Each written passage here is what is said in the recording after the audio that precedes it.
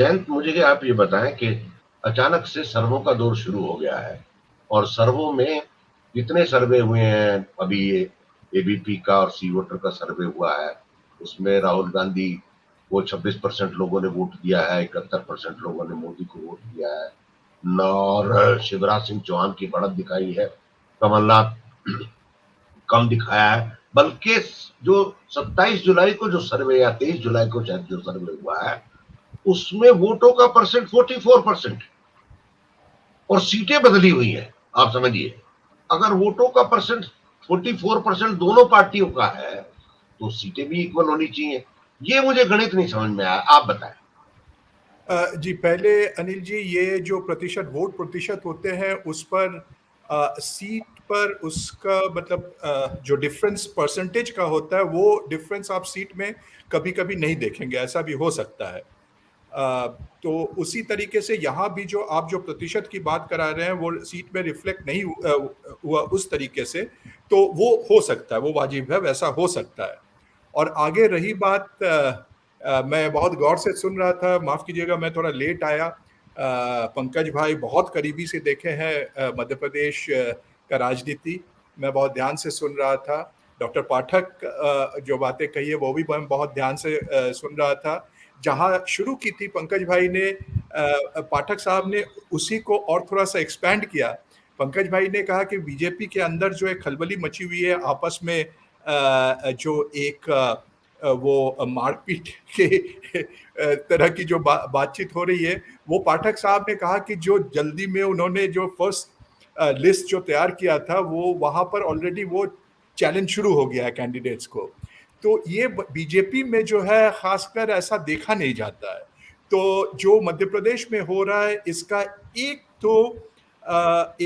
जो कहेंगे कि जो एक वहां से जो खबर बाहर निकल रही है कि BJP is not very confident.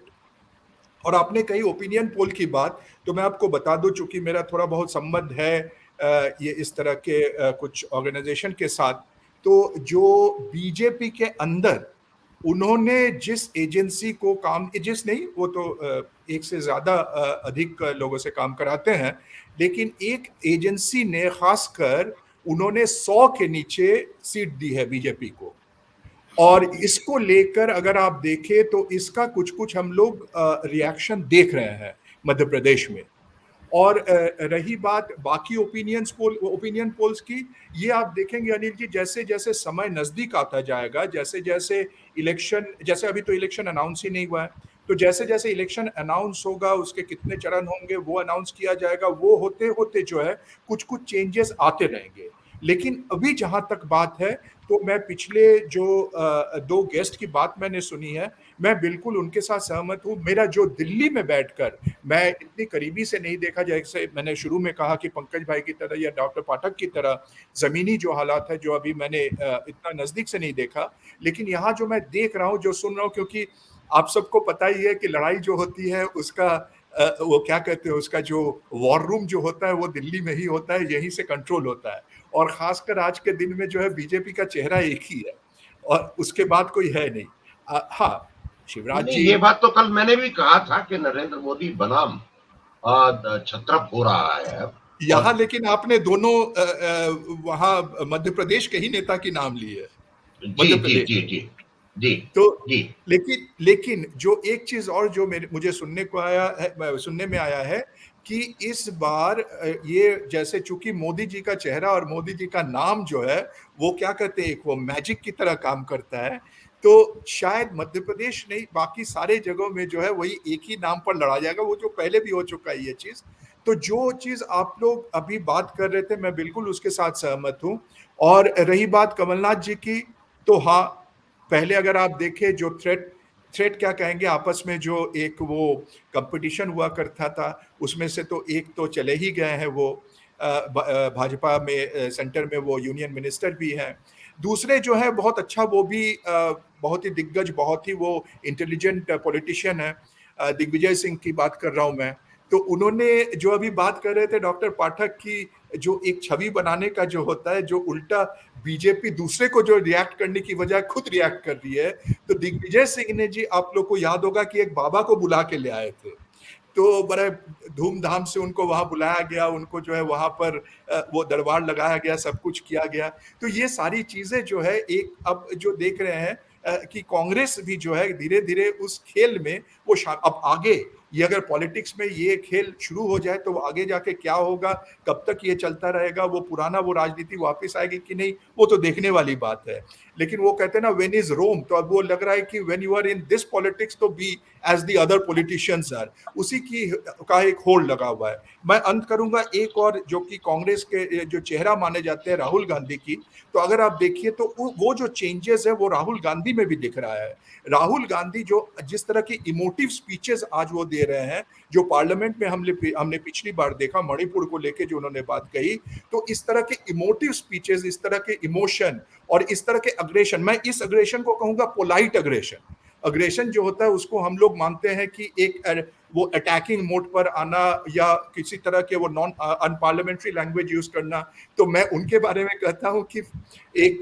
Polite aggression जो उनका है। तो ये सारी चेंजेस, या अभी अगर आप देख लीजिए जो अभी फिलहाल सीडब्ल्यूसी उसमें ये साफ एक वो झलक दिख रहा है कि गांधी परिवार ये कोशिश कर रहे हैं कि एक नॉन गांधी जो है वो आके पूरा वो ढांचा या रूपरेखा बनाए, वो कैसे तैयारी करेंगे वो खुद तय करे। या आज जो बयान आया खरगे साहब का, ये सारे चीज को देखकर मुझे लग रहा है कि जो अभी बात हो रही थी कि हाँ, एक तरीके से देखा जाए तो कांग्रेस ने बाकी सब जगह तो है ही, मध्य प्रदेश में भी एक ऐसी बने मोड़ पे लाके खड़ा किया राजनीति को, जिसमें कि यस, बीजेपी को अब रिएक्ट करना पड़ रहा है, और वो जी, बीजेपी के लिए अगर जी, बैक स्टेप जी, माने जी। एक स्टेप मैं पीछे मैं हो, मैं जो बाकी कि डिफेंसिव खेलना बीजेपी के लिए, वो उनको ये नए बीजेपी का जो चेहरा है वहां पर वो डिफेंसिव खेलना उनको आता नहीं है, तो इसीलिए इंटरेस्टिंग होगा लड़ाई। जन मुझको आप ये बताएं कि आपको लगता है कि जो बेरोजगारी का इश्यू है, अनएम्प्लॉयमेंट का इश्यू है, महंगाई का इश्यू है, जो बाकी सड़कों के इश्यू है, पानी का इश्यू मध्य प्रदेश में है, वो सब इश्यू कौन हो जाएंगे इस तरह से? मुझे जहां तक लगता है अनिल जी, एक बार फिर मैं कहूंगा, जो यहाँ से मुझे जो देखने को मिल रहा है, ये डॉक्टर पाठक ठीक से बता पाएंगे, लेकिन मुझे जो लग रहा है ये कर्नाटक की तरह यहाँ पर करप्शन जो है एक बड़ा मुद्दा होगा। वो भले ही जो है आप जो कह रहे हैं मोदी जी बनाम राहुल गांधी या जो भी हो, लेकिन करप्शन एक मामला वहां पर अभी है। दूसरी बात यह है कि जो हम लोग बार बार बात कर रहे हैं वहां के अभी मुख्यमंत्री के बारे में, तो ये जो हम लोग बात कर रहे हैं ये बातें वहां भी मैं काफी दिन हो गए जब मैं पिछली बार गया था, लेकिन वहां पर उसी समय से वो बात एक शुरू हो गई थी कि शायद इस बार शिवराज सिंह चौहान शायद उनको मुख्यमंत्री नहीं बनाया जाए।